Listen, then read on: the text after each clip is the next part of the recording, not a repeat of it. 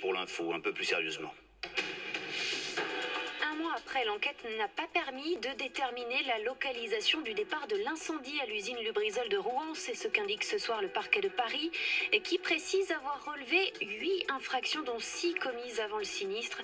Demain, le Premier ministre Édouard Philippe se rend sur place pour rencontrer les professionnels impactés par cet incendie.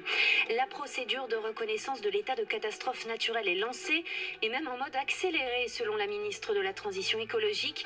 Le bilan humain des intempéries est lourd dans le sud de la France. 3 morts dans le Gard, les Pyrénées-Orientales et l'Hérault. 8 membres de l'État islamique au Grand Sahara ont été tués la semaine dernière par des commandos français, annonce ce soir à France Info l'état-major des armées. Il a l'expérience et les compétences requises. Emmanuel Macron a défendu son choix de proposer Thierry Breton comme commissaire européen après le rejet de la candidature de Sylvie Goulard.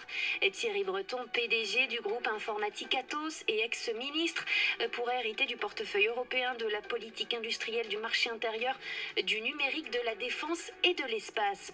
En football, 3e journée de Ligue Europa. Saint-Etienne fait match nul 1-1 face aux Ukrainiens d'Alexandria. La rencontre vient tout juste de se terminer. Dans moins de 10 minutes, les joueurs du Stade Rennais affronteront de leur côté les Roumains de Cluj. France Info. Et tout est plus clair.